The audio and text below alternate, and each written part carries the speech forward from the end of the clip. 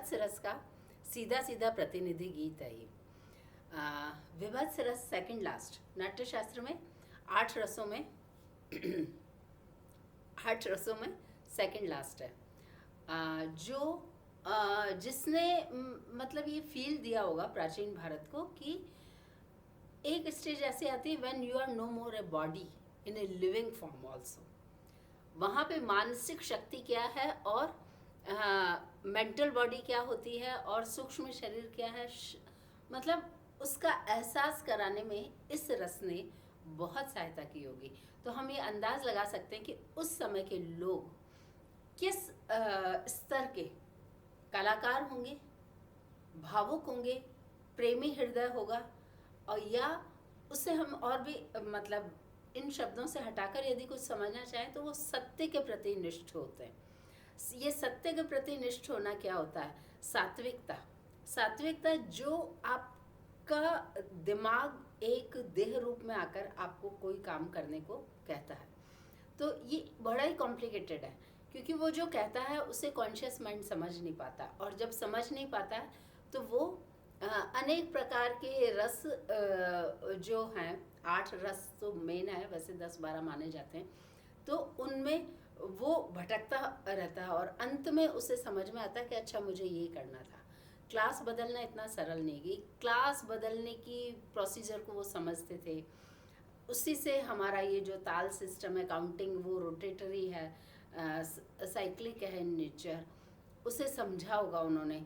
वो आपस में किस तरीके से केमिस्ट्री के ऋषि मुनि, मतलब उसके शोधार्थी, और फिजिक्स, बायोलॉजी, आयुर्वेद जिसे हम कहते हैं, योग शास्त्र, ये सब मिलकर किस प्रकार से मतलब शेयर करते होंगे अपनी बातों को, जैसे आजकल हम रील्स करते हैं शेयर, ऐसा कुछ चलता होगा।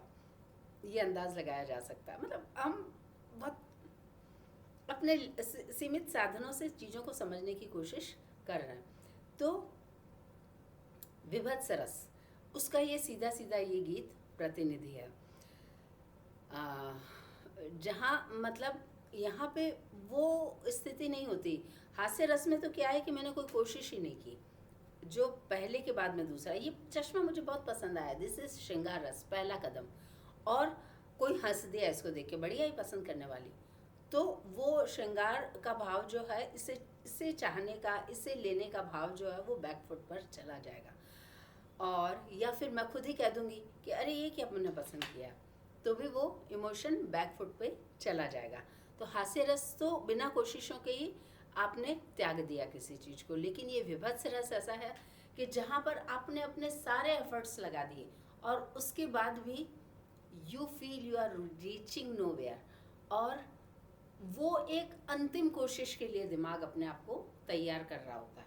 तो ये है मतलब उसका ये गीत बहुत अच्छा सा प्रतिनिधि गीत बनकर हमारे सामने आता है। इस गीत की खास बात क्या है कि इसमें जो संगीत है, लता जी के अन्य सभी गीतों लता जी द्वारा गाए गए सभी अन्य गीतों की तरह इस गीत का संगीत भी बिल्कुल उस नायिका के एक लंबी चौड़ी सेना के रूप में जो इशारे से बात को समझती, उसकी तरह वो साथ चल रहा है संगीत पूरा, उस नायिका की बात को पूरी तरीके से अभिव्यक्त करने का अवसर देने के लिए। अभिव्यक्ति एक जीवन का सबसे बड़ा जिसे कहना चाहिए कि ब्लेसिंग है, वरदान है हमारे लिए। और इससे हम थोड़ा सा फिलोसॉफिक वे में कहें तो जिए बिना मृत्यु नहीं है। अर्थात ये विभत्स रस पर ही उन्हें समझ में आया होगा कि मोक्ष की कल्पना क्या हो सकती है, कि आपको इन बिटवीन द एफर्ट्स यदि छोड़ दिया जाए तो आप मतलब उस समय दिमाग और मन की क्या स्थिति होती है और वो किस तरह से रिवाइव करके खुद को प्रेजेंट करता है। ये डिस्ट्रक्शन का फॉर्म है ये गीत, है ना। विभत्स रस विध्वंसकारी है। तांडव, भगवान शिव का तांडव, और तांडव और लास्य साथ साथ चलते हैं। देवी भगवती पार्वती और भगवान शिव साथ साथ चलने के लिए मजबूर हैं जीवन के रूप में। तो ये मतलब